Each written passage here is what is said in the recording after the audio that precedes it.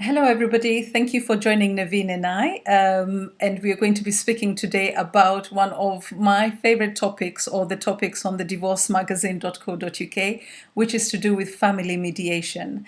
My name is Soila, and I'm the founder of the divorcemagazine.co.uk. And today we have the fabulous Nevine Bentley, who's going to be speaking to us about family mediation. But I'll let her tell us a little bit more about herself. Hi, Nevine. Hi, Sonia. Thank you for that fabulous intro. I'm Nevine Bentley. I'm the founder of Facilitate Family Mediation. I'm based here in Farnham in Surrey. And I set up my practice about 18 months ago, having trained as a family lawyer. I'm passionate about family mediation, just like you. And I gave up practicing as a family lawyer because of the fact that I firmly believe family mediation has its place in divorce and separation, and I wanted to be a major part of that and to devote all my efforts into that. Yeah, and it's really interesting when you say that, because I can hear the echo again. It's the sound is. Sorry, I've missed.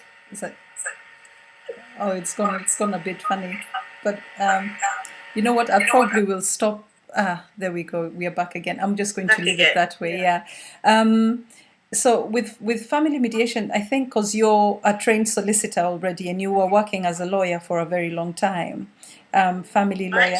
I actually didn't train. I didn't work that long because I came into family law after my divorce. So right.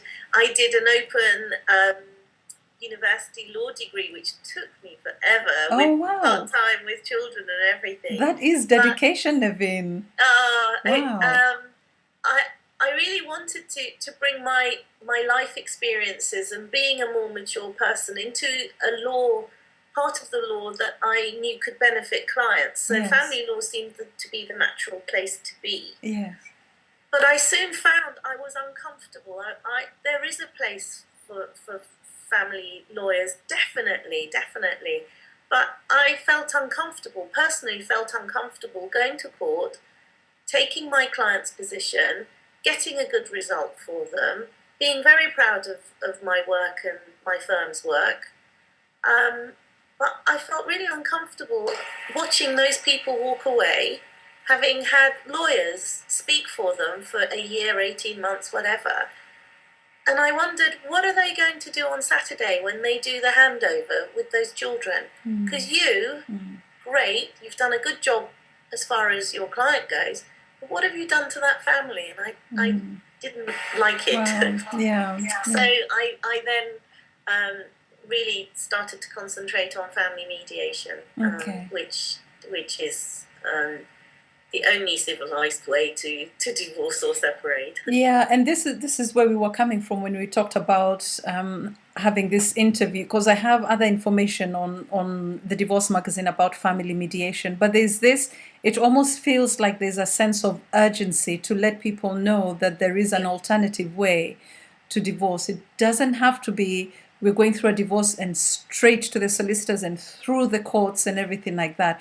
So maybe if you just, for those who may have heard of it, or what is family mediation and what does it mean when you go through family mediation?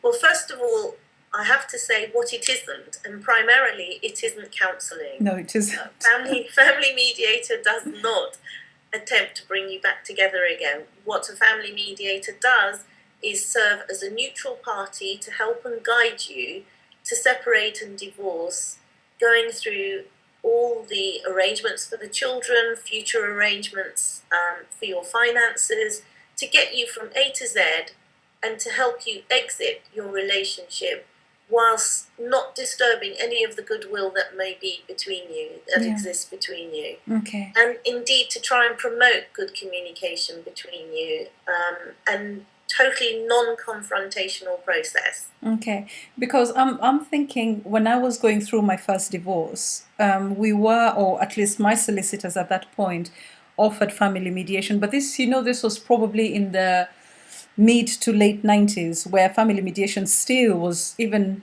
less heard of than it is today. And And I remember when they suggested family mediation, it was a little bit too late for me because I was already so embroiled in this very, very angry place with, my Sure. ex-husband of just fighting. So why would I go and sit with him in one room and discuss and talk about what? Yeah. So if I had come to you at that point and you said, look, let's just try family mediation, how would you convince me that that was actually a much better route for me at that point, or for people in my situation, than going through, because we ended up going all the way to court. Yeah, sure, which is a shame, really. Yeah. A lot of people still don't know very much about family mediation. It's come more into the spotlight since last year with the changes in the law, saying that people must try mediation Yes. first before, and again this year with the The MIAMs, the Mayans, mediation yeah. information assessment meetings, but it's still treated a little bit like a ticking the box exercise. We need to get you to court, so you've got to attend to MIAMS. The only way I would persuade anybody, and I have to say, family mediation isn't for everybody. Yes. I still turn away 30-40% of the people who see me because the case isn't suitable, or I know that one party or another won't engage with it because there's too much hurt or anger, or perhaps there's been abuse of some sort. That all that apart, for the average Mr. and Mrs., and let's face it, most of us are average Mr. and Mrs., it's a very civilized way of sitting with somebody who's neutral, who's not a friend, who's not a lawyer that's going to take sides with one or other of you, and to be able to talk about the things that you need to talk about. You've got a lot to sort out. Yes. In order to be able to make any progress. And I find that when people do get over the initial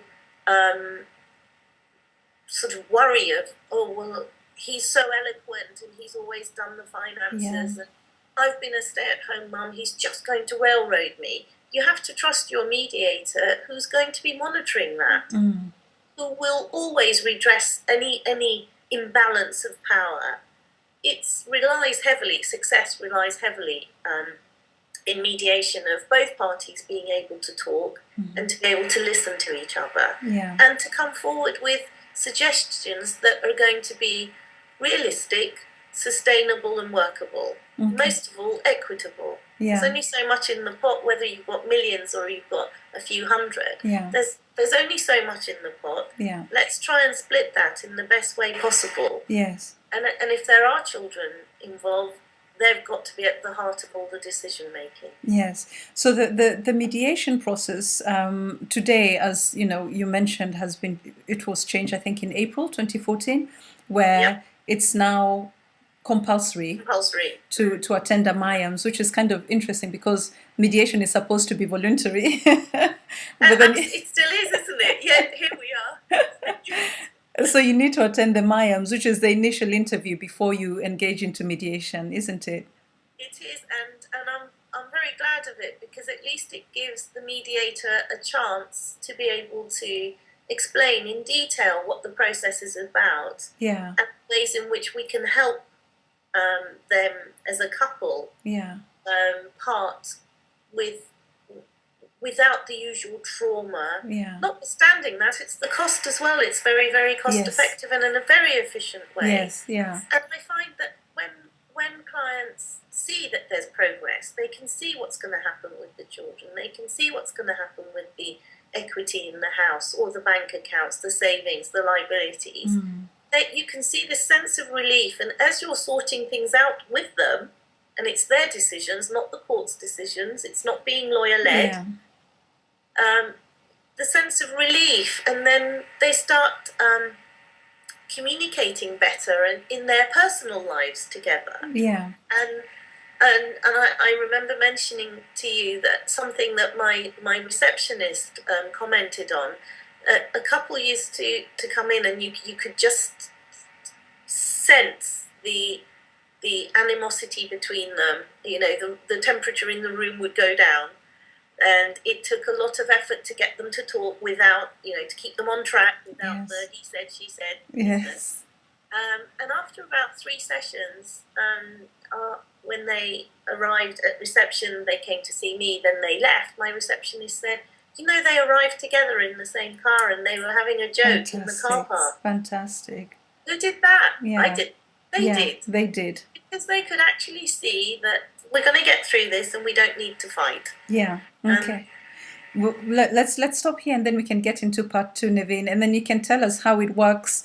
For example, using your practice, how does it work when the couples come to you, and how many sessions, and the different ways of mediating, with the shuttle mediation if they don't want to sit together and so forth. Is that all right? Sure. Okay. Great. We'll be right back.